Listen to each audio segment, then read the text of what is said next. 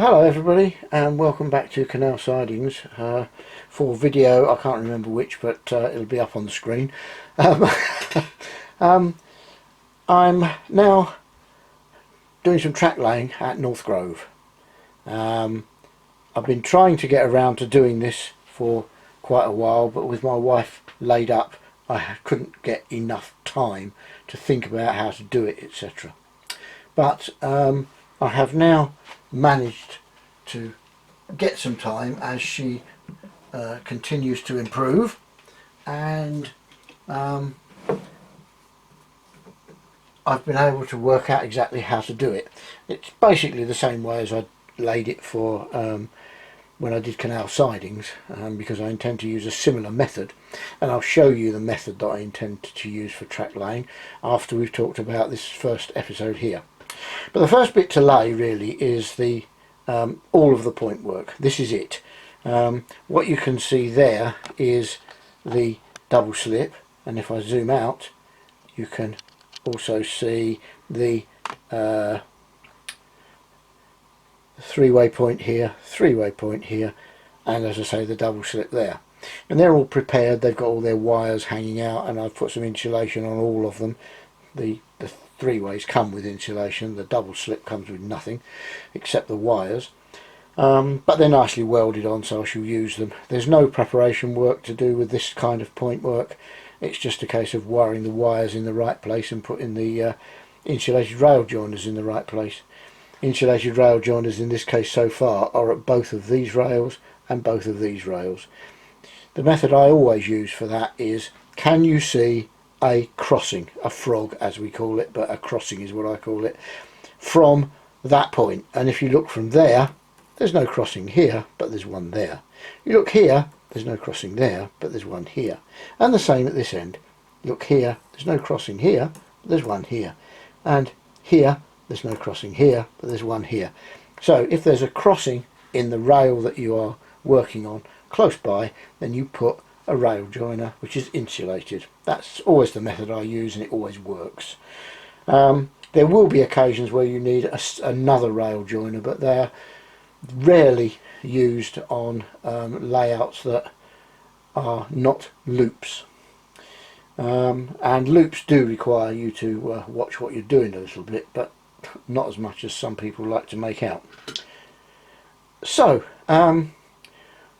what I'm doing here is, I have actually put the cork down on top here. Not the whole board is corked, but this piece here is, as you can see over the back there isn't any cork yet. I've got to fill that piece in, and there's none further down here which you can't actually see in that picture. But what I did was, before I put the cork down, I worked out exactly where I needed to drill all the holes for all of the point operating motors, which I use servos. Some people use cobalts, some people use tortoise, some people use seep, or even Peco, but I use servos. I just find them easy to set up and cheap. So what I needed to do was find out where those holes were. Now I did a drawing, which I actually used a program called AnyRail. Can't seem to see the drawing. I think you've seen it before. Here it is.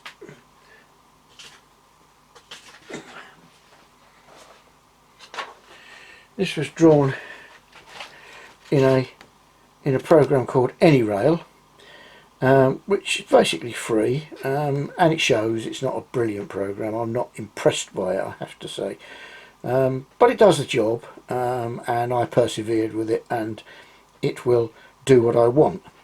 But the important things here now is that once I've decided upon the point work and the track work, in general, this is not exactly how it's going to be.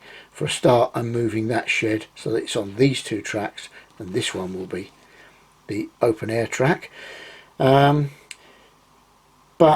apart from that, most of it is how it's shown here. But what I needed to know was that formation there is fixed in how it fits together. These joints here fix the relationship between that point, that slip and that point. All I need to know is where these end points are. Sorry about that, I knocked the camera. It wasn't actually a very hard knock, but I'd forgotten to tighten up the tilt mechanism on it, so of course it untilted itself. But what I was saying was I needed to know exactly where this point here is with relation to the edges of the board, and where this point round here is with relation to the edges of the board. And that's what I marked on my diagram here. I did this by trial and error as well as measurement, but as you can see I've marked this as excuse me, I've marked this as 16.5 inches from the end and 2.5 inches from the front, and this one is marked as 4 inches from the back. This dimension doesn't matter because it's fixed by these points and this dimension. So excuse me, suddenly dry throat. So I've set up my 16.5 inches from the very end of the board to here, and from the front of the board to here my 2.5, and my 4.5 to there. And this was all done before I fitted the cork. From there on I marked all of the ends of the tie bars on the points, the throw bars, and also a few other marking points around to show where they came out of the ends of the point work, so that I knew where the points exactly sat. That then allowed me, when I lifted the point work off, I also marked the coordinate points at the ends so that I could put the track back exactly where it came from easily as well. But when I lifted it off, then of course I had to, if I took the marks that I'd made at the ends of the tie bars and joined them together, then I know where the tie bar goes, and then if I pick the centre of that, that's where I need to drill my hole. The centre is not quite right on a double slit because there's a hole here and there's a hole there. There isn't one in the centre because you're stuck in the closure rails of the crossing here, so there's no room to move. So having marked all that, I drilled the 6 holes, one for each point motor. And first of all I drilled them about 1mm to get them opened up, and then I opened up to about 3, and then to the final size, which seems to be pretty universal, of 9mm. So under this cork at each one of these points is a 9mm hole. You don't want that hole in the cork. What you do in the cork is you cut a slit which allows the point motor to move backwards and forwards in the slit. It doesn't have to have this width, it only moves in one plane. So what I then do is put the track back, marking where these points are at the end here again, or noting where they are, so that you get the coordinates right again. That's where it all comes from, these joints, meaning that the track will be in the correct orientation. I then mark all of these again, and you can see, maybe you can see I've marked them in green. Now having done that, before I did all that, I obviously stuck the cork down, which covered up the holes. But around all the holes I masked where the glue was, so I know the cork is not stuck to the baseboard under these areas, because I need to lift a piece of cork out at each one of those so that I can make the slit in it in exactly the right place, because I need to be able to mark it, and it's very hard to cut the slit over the hole. Believe me, I've tried it, and what happens is it goes all over the place. I prefer to do it on a cutting board and have solid terra firma underneath when I'm cutting. Maybe other people manage it, I couldn't manage it, so I don't even try. Now this cork is 4mm thick, and the reason for it being 4mm thick is that the base of my cassettes is 4mm MDF. That's these, I can see it but I can't reach it. Just a minute, let me reach over there and pick that cassette up from there. There we go. You remember these cassettes that we saw last time? Well, the base which is this piece here, is 4mm MDF. In fact, the whole thing is made out of 4mm MDF. So when that sits, I think you can, I'll just turn the camera around and try and remember not to knock it over this time. When that sits on the baseboard up against there, then it's level here, which means that I can run straight off of there straight into the cassette system at the hidden end of the layout. So that's why. And the cork is actually 4mm floor tiles, cork floor tiles. They're 450mm square and 4mm thick. And here's one that I haven't used earlier. 450mm square, 4mm thick, just ordinary finished cork tiles for the floor. I find that a reasonably cheap way of buying thick cork, and they're also quite easy to use. Okay, you get lines in them, you can probably see that across there's a join, but by the time the scenery is all in, that just won't show at all. And because they're floor tiles, they're decent quality cork, and they don't shrink or anything. They'll take whatever you put on top of them. They're just a good material. So that's often the way I buy my cork, rather than buying it in rolls or big sheets. And it can be cheaper. I think I paid about $9.99 for 9 of those. So they're about £1 each. Just over £1 each. And that's a square metre that you get for that. Or I think it's, yeah, 300mm tiles. Yes, I think they are 300mm, not 450mm. Where did I get that from? They're 300mm square. Anyway, then I put the cork tiles down over the holes that I drilled. Then I put the track back in position, noting the end points, this one and the one at the other end, so I got the track back in the right position. Then I marked, so that it was on top of the cork, all of the points where the point motors have to go. And I also marked the very ends of the track, both ends. I happen to use green. I use a marker pen, and I run right up to the track, so the edge of the line is where the track actually sits. Having done that, I can pick the track up now, and knowing that I left quite a large piece of cork under here without any glue, I can cut myself a piece out that's big enough to be bigger than the hole and to miss the hole, so that the hole is completely covered by the piece of cork I cut out. And I can lift that piece of cork out easily. I can then cut my slot in it, because I've also remarked where the ends of the tie bars come.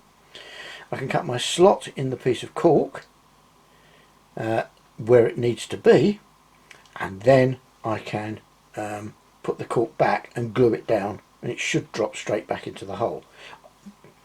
Word to the wise, only ever cut one piece out at a time and put it back before you cut the next piece.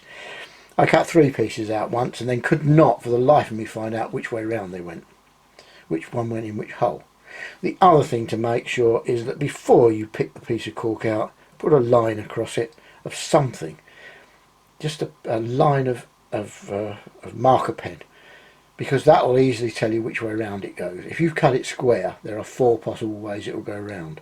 So you can see the problem that I had when I cut 3 of them out, each one having 4 possible ways round. I could not get the answer right to which one went where. So always cut one out at a time and put a mark on it, because it'll go back a lot easier. You will turn it round while you're cutting the slot in it, and somebody will interfere with you by telling you there's a cup of tea ready or it's dinner time.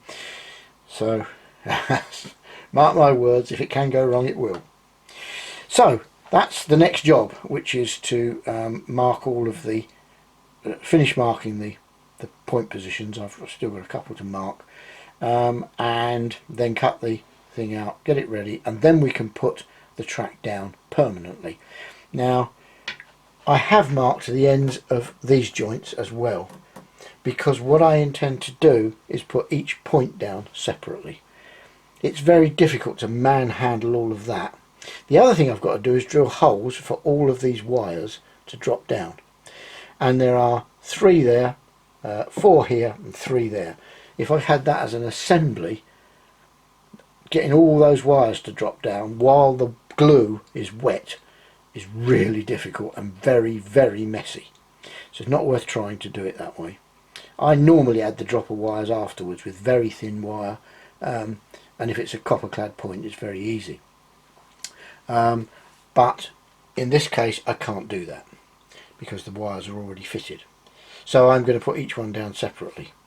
And the method I intend to use we're going to look at next, which will also give you an insight into how I ballasted all the track for Canal Sidings.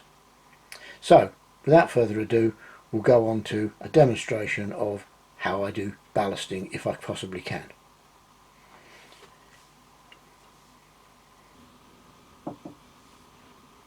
Okay, but before I lay any of the track, as I said, I want to do an experiment to see if I can lay and ballast the track in one go in the same way that I did on Canal Sidings.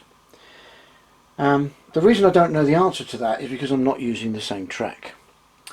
The track that I used on Canal Sidings is this stuff, which is SMP's finest, and as you can probably see, the sleeper base is very thin. It's around 0.9 of a millimetre thick, so that means I only need about 0.9 of a millimetre of actual ballast. The track I'm going to be using is this stuff, which actually is this end is code 100, this end is the stuff I'm really using, which is code 75. I don't have a bit of code 75 track available, so I'm just using this as the example, and as you can see the sleeper base on that is much thicker. It's about 2.5 millimeters. So we've got an extra 1.5 millimeters thereabouts of ballast needed. Now I have 2 things that tell me that maybe I can do it this way.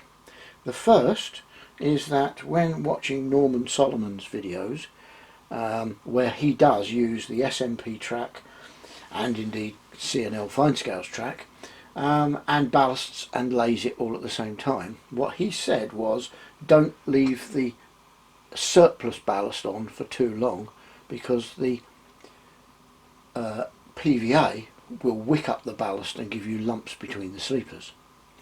Good thing, because that's what I want. I want the ballast thicker. The other thing that makes me think that maybe I can win and do it this way is that there is a guy who posts on RM Web, his handle is Coachman, because he's actually a professional model coach builder. But when he builds a layout, he uses code 75 point work, and he ballasts it exactly that way and manages to get a pretty good looking track.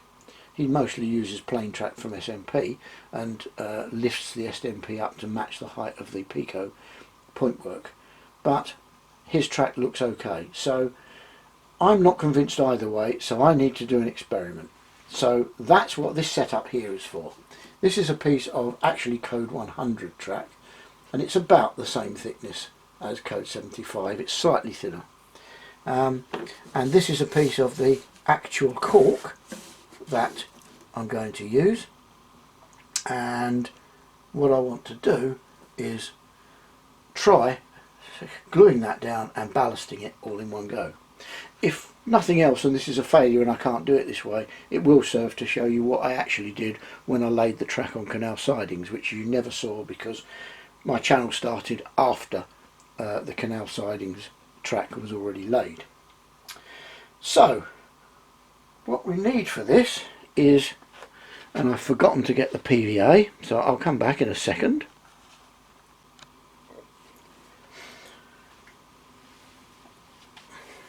Okay, sorry about that. I'd forgotten to pick up the PVA that I use. It's actually this stuff, which weighs a ton. It's called Feb Bond PVA, and it's what Norman Solomon himself uses. It's too heavy to hold, and and I intend to use that. The reason he uses it and the reason that I'm happy to use it is because it's a very pliable PVA. It doesn't set rock hard. It's a little bit like a cross between a latex adhesive like Copydex and a PVA like EvoStick wood glue or whatever you buy in the local DIY shop. So what I'm going to do is get that out of the way for a minute. What I'm going to do is, as I always do, a bit of masking tape. This is not very good so it keeps coming off. A bit of masking tape around where I want the track laid. Then I'll paint the PVA on there. So I will just decant a little drop of PVA into there. Should have done this before I started, but because for a start this PVA has got one of these idiotic childproof lids on it and they are a pig to get off. You have to turn them so many times to loosen them. And as I get older I find it increasingly difficult to squeeze and open the lid at the same time, but I've done it. So here we go. Put some PVA in there. I have to get hold of this in a different way. No, can't do it there, I'm going to have to do it here.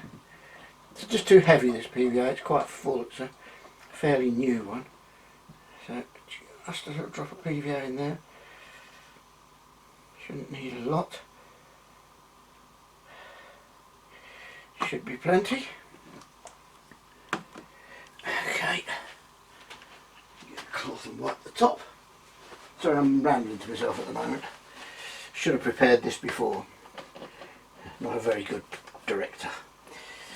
Okay, so we have some PVA, and the masking tape is purely there to give you a sensible amount of PVA. So we'll just put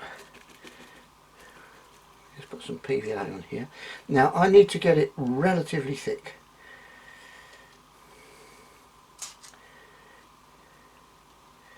Because I need enough between the sleepers to enable me to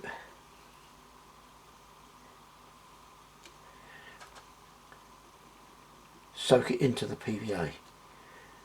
I wouldn't have put it on this thick for SMP Trach, by the way. Let's try and get a decent even coat. Okay, that should do it. It'll settle down a little bit. I'll put that to one side. We've finished with that. Now what we do now is we peel off all this masking tape.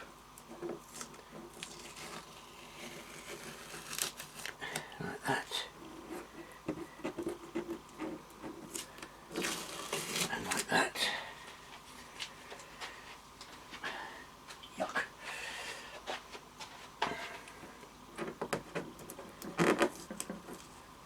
Hold that down.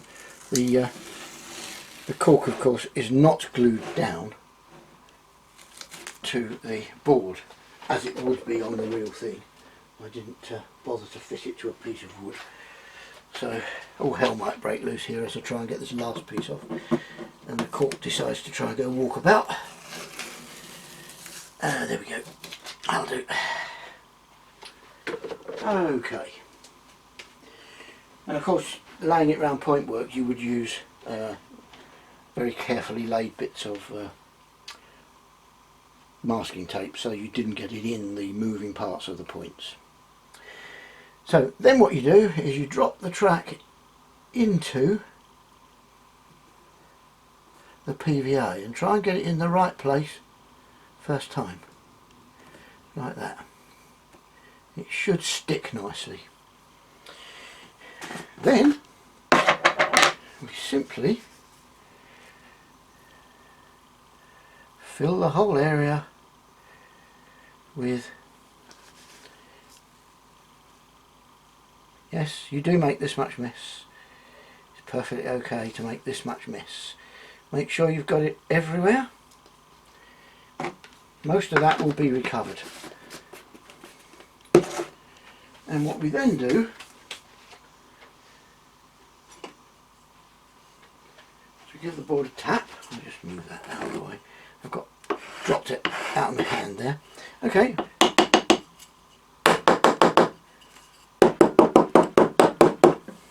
And press it down into the PVA. Move it along, press it down. Whoops, of course that wouldn't happen. I'll get hold of that. You've got to be careful you don't move the track, that's the important thing. But just get the rails to show at the top. Okay, nothing different about the way I did that and the way I would do canal sidings.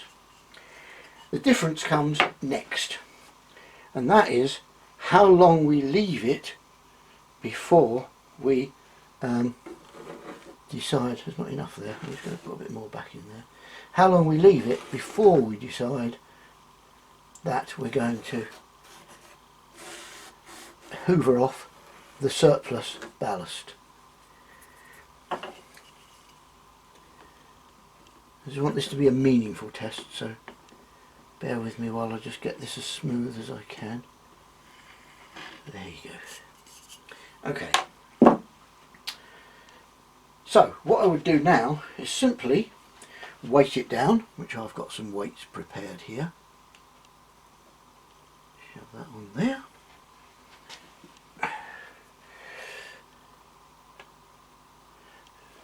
My watercolour paints. And this speaker. Press it down, and now we leave it for how much time we have allocated ourselves. For canal sidings I wouldn't have left it for more than about 10 minutes. But what I'm going to try on here is I'm going to have a look after 20 minutes. I'll hoover a little bit of the ballast off, and then after 40 minutes I'll hoover a bit more off, and we'll see how we're going as to whether I'm happy with what I've got or not. So in about 20 minutes I'll come back with the vacuum cleaner and we'll clean up the first piece of the ballast. Okay, about 23-24 minutes have passed so far since I put the ballast into the PVA. So what I'm going to do now is I'm going to remove these pieces and that piece.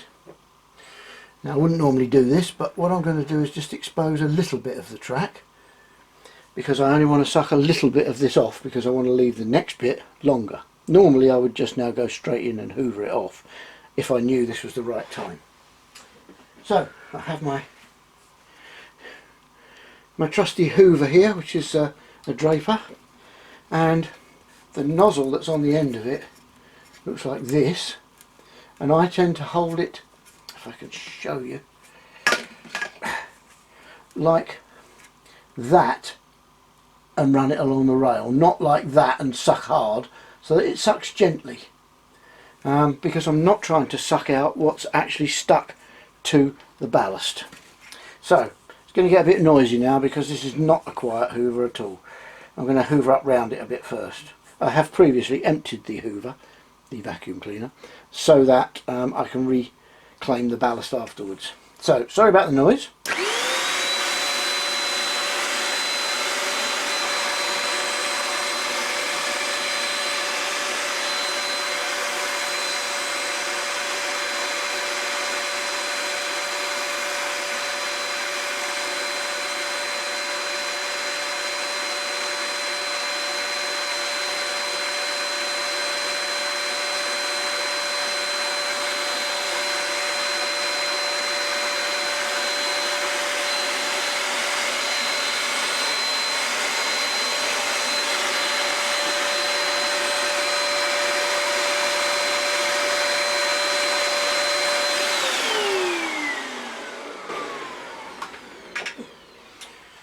That doesn't look too bad to me. I'm just going to look at it a little bit with a magnifying glass just to have a closer look. I have to say That looks pretty damn good for 25 minutes. I would not be unhappy with that. What I'm going to do though is I'm now going to leave the whole thing for another 10 minutes and come back and do the same thing. So I'm going to put the weight back on. The longer you keep it weighted the better. I would normally weight it overnight.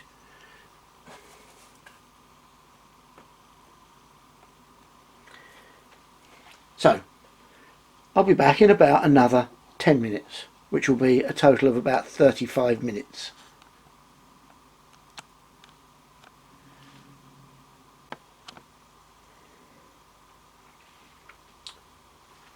Okay, it's been now about 30 minutes.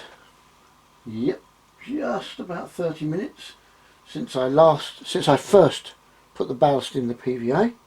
So let's do the next little bit.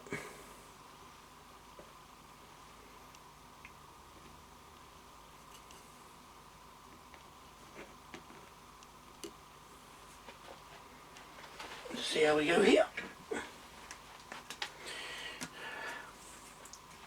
Noise coming up again.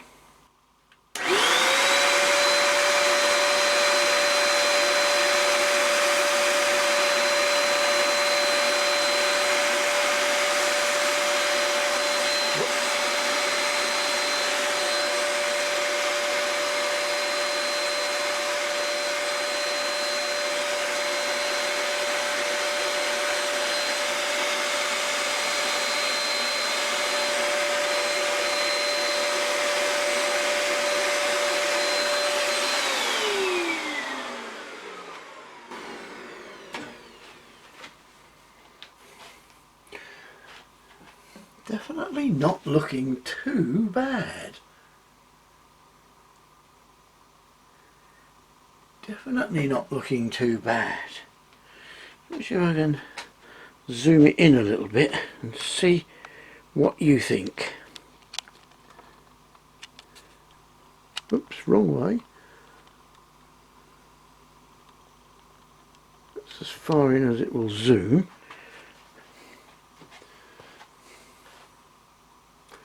There's a few little bits that need chipping off, but I can live with that. But it does look very close to the top of the sleepers. It's not perfect, but it's probably good enough for a yard, a diesel depot. It may actually be good enough for some main lines. I don't know. You have to judge for yourself what you think. I'm going to leave the last bit for another 30 minutes and then take it off, and then we'll have a good look at it. I can probably pick it up carefully, although it's not very strong and it won't be stuck that hard in 30 minutes, in an hour, which is what it will be by then.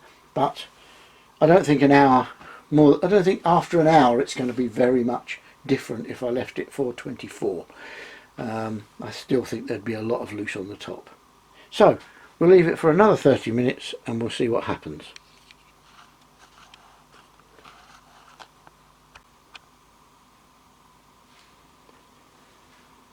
Right, it's been just over an hour since the ballast was dropped into the PVA, so let's take up the last little bit, which is this end, and then we can see how well we've done. Sorry about the noise.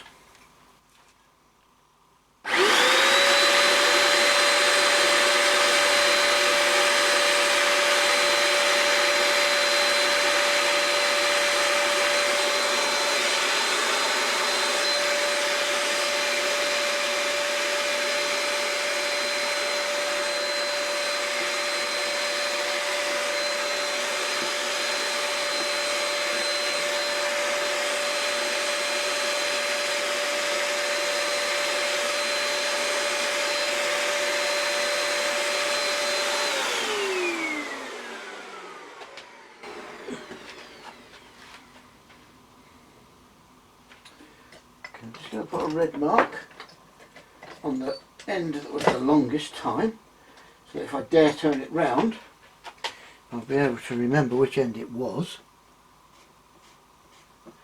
Okay, 60 minutes. Hard to write with this. And that was 20 minutes, 25 minutes. Okay.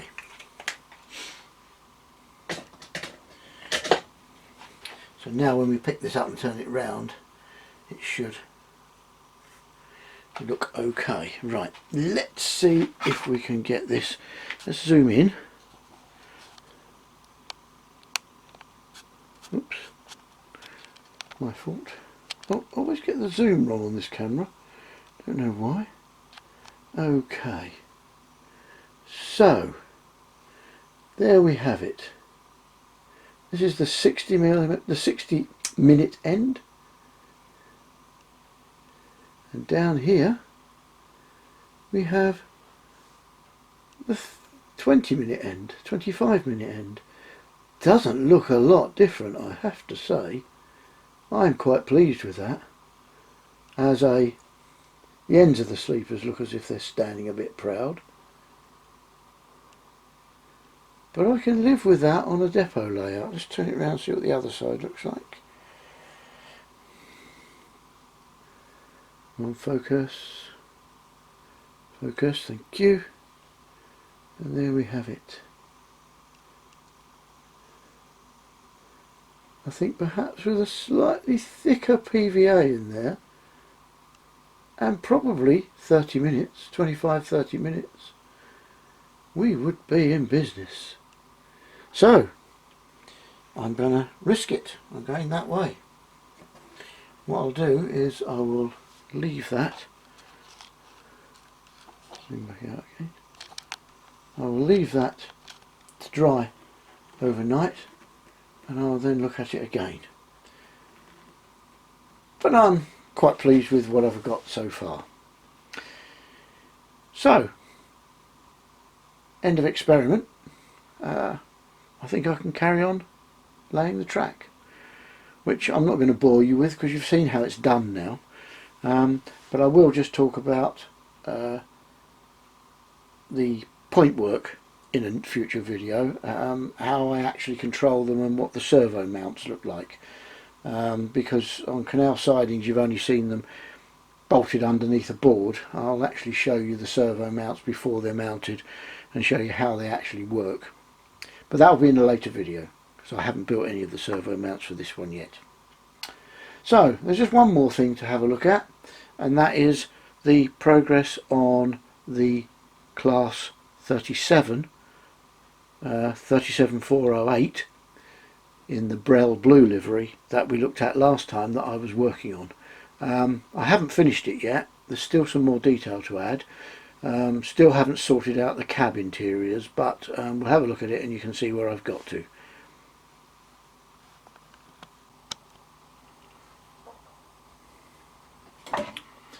Okay then, here we have 37408,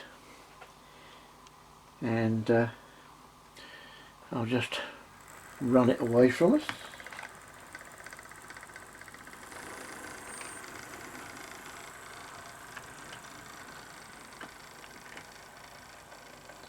So its rear lights on, and I'll bring it back again, and there you can see its headlights with the marker lights yellowed and the high intensity light white.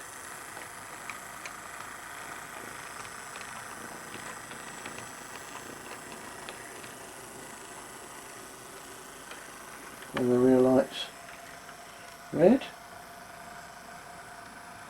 And we bring it back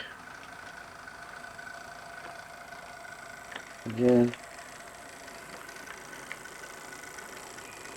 marker lights,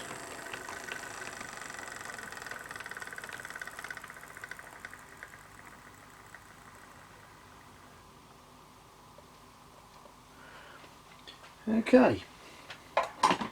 So that's as far as I've got. The Loco, as you can see, has all its lights. It has the glazing has all now been replaced with the Southeastern fine cast glazing, which is not brilliant, but it's okay. It's very cheap and easy to come by, so I was quite happy with it. Some bits of it fit better than others, but I fitted it all with glue and glaze, and most of it's fine as far as I'm concerned. The extra details that still needed are the horns that need to be fitted here and at the other end, and I'm going to have to cheat with those. I can't fit the horns by milling the really deep recesses into the roof that are necessary, so I'm going to just have to put an indication of the recess and probably trim the bottom off the horns a bit. It also needs an aerial here and at the other end. The real 37408 does actually have aerials both ends. Did have and does have. I also need to add the cab detail and the cab lights, which are not there yet, and of course DCC sound. Not quite sure how I'm going to do that. There's not much room inside it for a speaker. V-Train's locos have got a lot less room than you first think they have, but maybe I'll be surprised and find a way of doing it. But what I may have to resort to is an iPhone speaker or a couple of sugar cubes, but I would like to get a bass reflex of some kind in there if I possibly can, but I don't know how possible that is going to be. What else have I got to do to it? Oh, and obviously weather it, and that's about it really. So that's all for this video.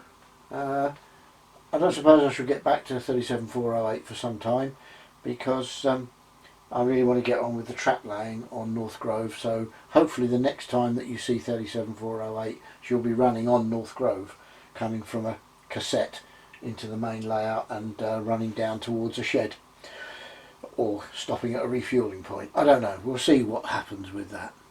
So I'm going to wind this video up now and say thanks for watching, and hopefully I'll be back in the not too distant future with an update on North Grove's track laying. Thanks for watching.